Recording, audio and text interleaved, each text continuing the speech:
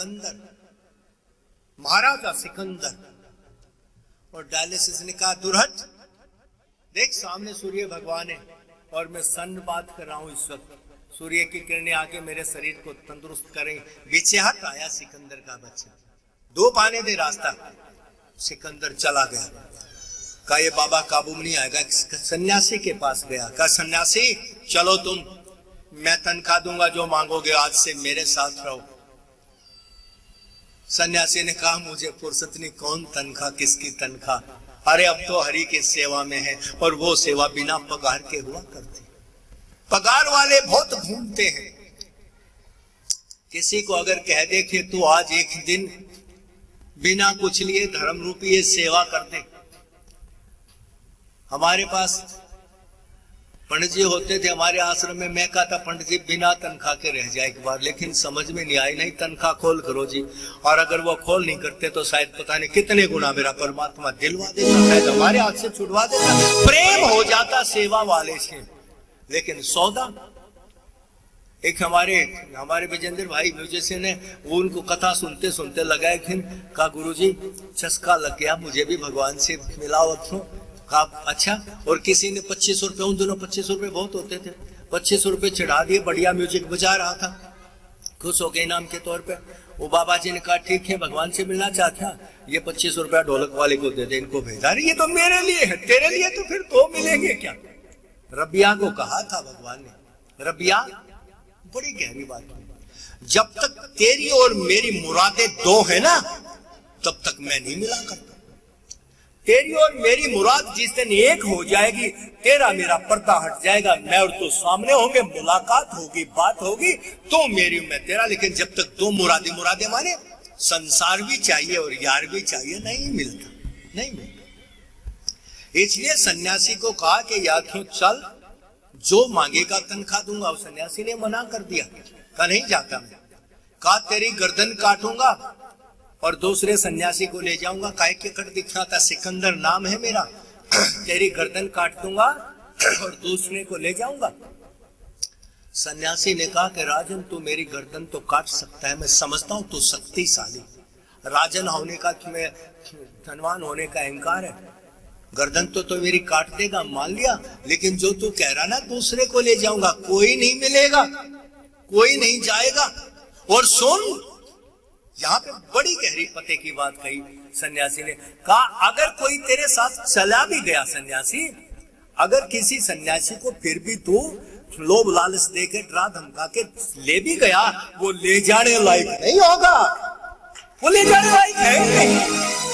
उसकी वेशभूषा सन्यासी के अंदर से तो मलिन है, अंदर से तो कपटी है, वो ले जाने लायक नहीं होगा, तेरा काम नहीं बनेगा, और जो ले जाने लायक होगा वो कभी नहीं जाएगा तेरे साथ। इसलिए प्रेम करो परमात्मा से, जब तक जिंदगी रहे, जग तू जग तू जग तू जग तू जग तू जग तू जग तू जग तू, मूर्ख सोना छोड़ दे, हंस के ले तू राम हरि का, दुख में रोना छोड़ दे।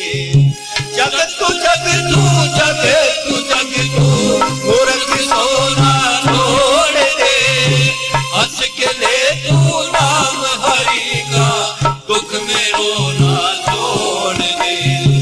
वो तेरा तुझको निहारे, वो तेरा तुझको निहारे, छोड़ दे यारी दाम से, वो तुझे ऐसा निकालो, प्रेम कर लो राम से।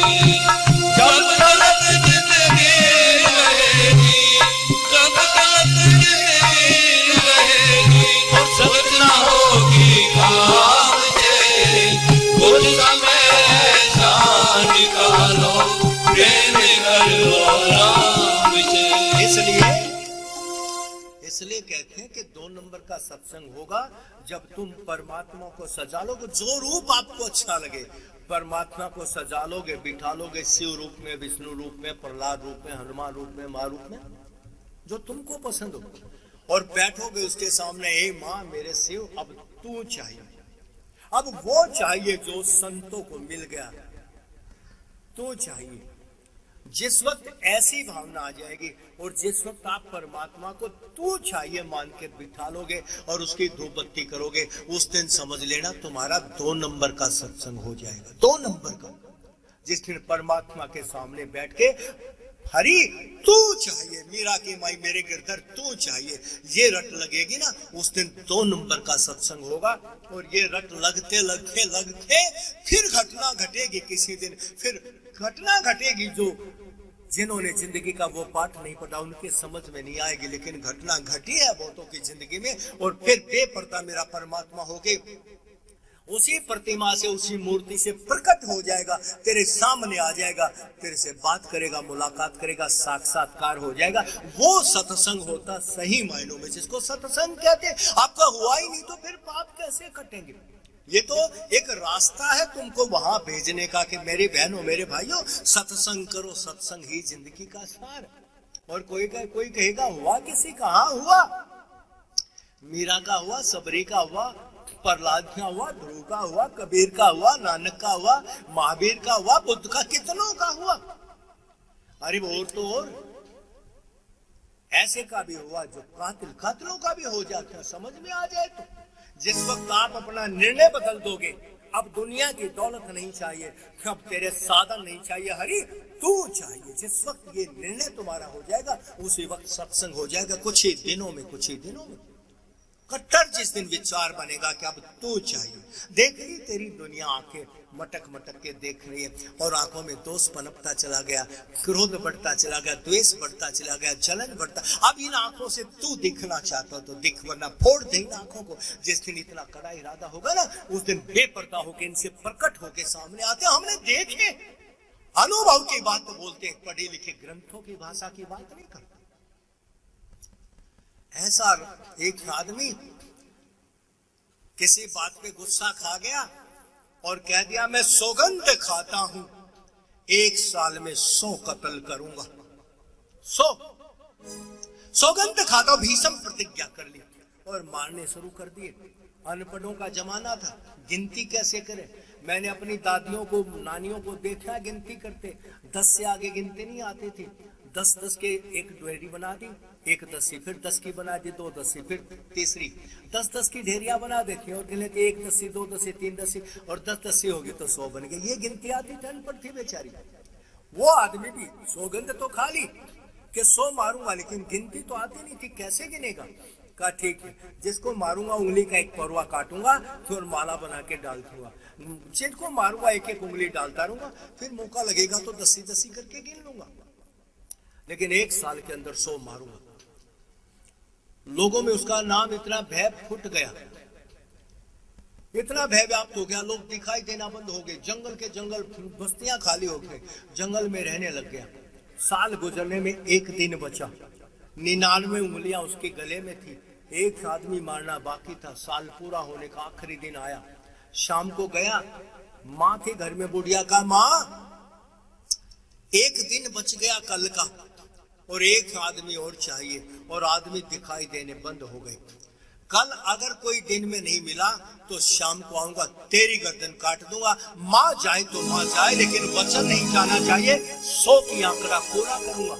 माँ ने कहा बेटा कोई बात ना, जो मेरे भगवान की मर्जी होगी, एक दिन है ना अभी, कल क्या होगा तू क्या जाने, वो जानता। और 100वें दिन, साल के आखिरी दिन, वो आदमी घने जंगल में, और महात्मा बुद्ध किसी गांव में सभा होके आगे बढ़े, दूसरे गांव में जाना था तो उसी जंगल से गुजरना था।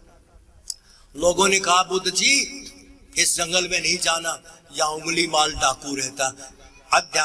बच्चों को भी पढ़ाया जाता था डाकू उंगली माल। क्या यहाँ डाकू उंगली माल रहता है? किसी को नहीं बख्शता। आप लंबे रास्ते से चले जाओ, जान तो सलामत होगी। वो क्या जाने बुद्ध निर्भय है। मेरे भाइयों मेरी बहनों, जिंदगी में जो तो हम कहते हैं मैं किसी से डरता नहीं, ये अकड़, लेकिन डरते हैं एक ही है जो निर्भय होता है, एक केवल, और वो कौन? जो वैरागी हो गए, जिसने सही मायनों में वैराग्य अपना लिया। तू मेरा मैं तेरा, बाकी सब देखने के साथ, केवल वो निर्भय होता। यहाँ जो धनवान है ना, बॉडीगार्ड साथ चलते हैं। जितने बड़े वीआईपी ना, जेड सिक्योरिटी लेनी पड़ती है कि कदम कदम पे भय से भरे पड़े। अरे गुंडागर्दी करेगा, रात को पुलिस का भय होगा, नींद नहीं आएगी, चोरों की तरह चुपके सोएगा। और बाबा जी तन पे एक धोती होगी, हाथ में छोटी सी कमंडल होगा और चल पड़ेगा निर्भय, कोई भय नहीं। जाको राखे साया मार सके ना कोई, बाल ने बाका कर सके जहां जग बैरी होए। जिसको बैराग के चिर हृदय में भर गया, केवल वो निर्भय होता है। गांव वाले क्या समझे, बुद्ध निर्भय। बुद्ध ने कहा तुम सब यहीं रहो, मुझे जाने दो। अकेले चल पड़े, जंगल के बीच से गुजरे। जब बीच जंगल पहुंचे तो सामने से खूंखार उंगली माल आया, उंगलियों की माला डली, हाथ में इतनी कटार खून की भरी, आंखें लाल, आग बरस रही। और जब देखा बुद्ध को तो वहीं से कहा जाने वाले ठहरो। और बुद्ध रुक गया। बुद्ध रुक गया और उसको देखता रहा। अब वो जो जो करीब आ रहा तो उंगली माल की अंदर से खस्ता हालत होने लगी। मेरा नाम सुन के लोगों का पेशाब निकल जाता था। कौन है ये जो नजरें मिलाए खड़ा? खुद उंगली माल टूटता चला गया, क्योंकि संत के वाइब्रेशन थे। एक वैरागी का सामना था, को बच्चों का मजाक है क्या? आपने सुना जब जब भी राज्य सत्ता और धर्म सत्ता का मुकाबला हुआ, राज्य सत्ता हार गई और धर्म सत्ता जीत गई। प्रहलाद की बात हो या ध्रुव की बात हो, सबरी की बात हो या मीरा की बात हो, राज्य सत्ता हार गई और धर्म सत्ता जीत गई, क्योंकि परम पिता परमात्मा का आश्रय लिया उसने। जो जो करीब आता गया उंगली माल, मन अंदर से कांप गया, मारने की बात। और जब 10 फुट पे रह गया, बुद्ध ने एक वाक्य कहा था, केवल एक वाक्य। उसने बुद्ध को कहा था जाने वाले ठहरो। और उंगली माल जब करीब आज में बुद्ध ने कहा कि उंगली माल मैं तो ठहर गया, तू कब ठहरेगा? तू कब ठहरेगा? छूट गई कटार, आचर बुद्ध के चरणों में लेट गया, माफ कर दो, हो गया सत्संग एक नंबर का। और उंगली माल 99 मारने वाला भक्त बन गया। इसलिए जब भी तुम्हारा इरादा बदल जाएगा, वो तेरा हरि तुझसे दूर नहीं है। जब तक दोनों नाव में चलना चाहते हो, यात्रा आगे बढ़ेगी नहीं, वहीं के वहीं रहोगे। राम कथा का प्रसंग लेंगे आज, क्योंकि शिव विवाह होना है। मैं बाकायदा नियम से गोस्वामी तुलसीदास को नमन करके उनकी आज्ञा के अनुसार कथा को आगे बढ़ाऊंगा। तो आज शिव का शादी होगी और वहीं पे हमारी कथा विश्रांति पाएगी। कल राम जन्म होगा, अयोध्या में चलेंगे। क्यों आज हमने शिव की शादी तो माँ पार्वती से करवानी है, तो थोड़ा सा टाइम लगेगा, 1 घंटे करीब कोशिश करेंगे। इसलिए मैं कह रहा था, हमको किसी ने कहा 3 घंटा से ज्यादा मत बोलना। कहा 3 घंटा बोल बोल के भी स्पीड से ले जाएंगे तो कथा पूरी कर पाएंगे। राम कथा है, कोई मजाक छोड़ा। अब राम कथा में प्रवेश करेंगे तो आप देखना कैसे कैसे प्रसंग सुनने को आएंगे। तो शिव विवाह पे आज समापन करेंगे हम। पार्वती उमा का क्या हुआ, पार्वती कैसे आई? उससे पहले मैं पूछना चाहूंगा, हमारे जो मुख्य अतिथि आज के आए बैठे, आप बैठना चाहोगे? या हमारे वीआईपी लोग ऐसे होते हैं जिनको इतनी जल्दी होती, काम तो होते हैं लेकिन 2 बातें, कुछ काम भी होते और कुछ दिखावा भी होता।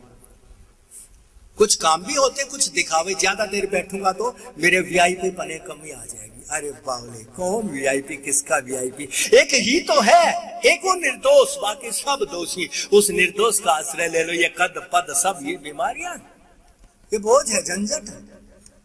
तो हम तो कहेंगे हमारे ये तो माँ के भक्त है, इतना बड़ा मंदिर का निर्माण करें, आज हमारे पास आए, हमारी शोभा बढ़ा रहे, हमारा हौसला बढ़ा रहे। किसी दिन हम भी इनके काम आएंगे। तो हाथ को हाथ बहुत आना जाना लगा रहता। आज ये हमारे मेहमान, कभी हम इनके मेहमान बनते रहेंगे। मैं तो निवेदन करना चाहूंगा शमशेर सिंह दहिया से कि आप अपने साथियों के सहित ये 8 दिन और बाकी है, रोजाना आए, कथा सुने, श्रद्धा से। मैं ऐसी प्रार्थना करना चाहूंगा, सौदा घाटे का नहीं है, सौदा मुनाफे का है। और जिन्होंने माँ भवानी का मंदिर बना रहा, उनको तो पता नहीं किस रूप में कैसा आशीर्वाद यहाँ से व्यासपीठ से निकल जाए, फिर काम बनते देर नहीं लगती। तो थोड़ा सा क्रम लेंगे हम।